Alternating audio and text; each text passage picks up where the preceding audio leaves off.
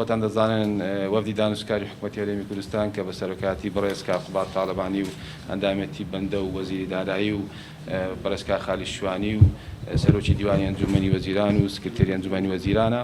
ئەو وەفدە بەردەوام لە وتوبێژ بووە لەگەڵ بەغدا لەگە وەزارەتی دارایی بەغدا و وەفدی دانوستکاری بەغدا ئەوە بوو لە دوایین ئەنجامی ناردنی ئەو 320 میلیارە بوو و ئەوەی کە جەنابەت باست کرد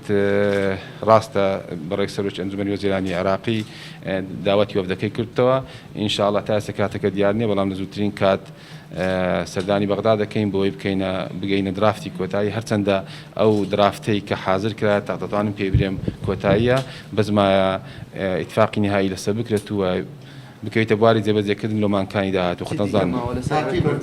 ئەو ئیتفاقیە لە بۆ ساڵی 2020 مانگانە دەبێتن هەتا 2020 دەبێتن خۆتان دەزانن لە غیابی یاسای بودجە کە لە عێراق نەبووە کە پێشتر ئەو ئیتفاقی کە لە بینی حکوومەتی هەرێمی کوردستان و بەغدا کراوە بوو کە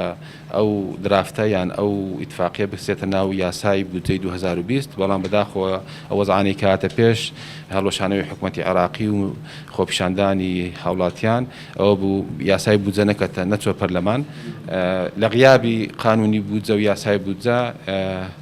پەنا لە بۆ ئەو ئیتفاقیە دەکرێت کە ئیتفاقە بەش لە ساڵی 2020 هەموو هیوایەکانمان ئەوەیە کە خۆمان ئامادەکەین لە بۆ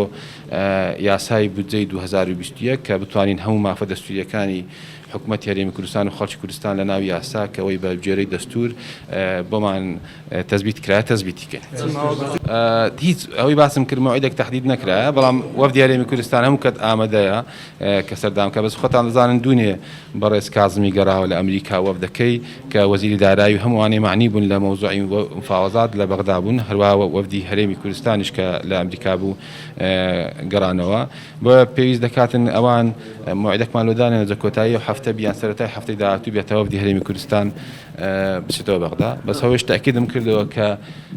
دانوستانەکان بەردەوامە ئەگە وەفدی هەرێمی کوردستان لە هەولێریش بیەوان لە بەغدا بن هەتا کە لە ئەمریکاش بوونە دانوستانەکان بەردەوامە و ئینشاڵڵا لە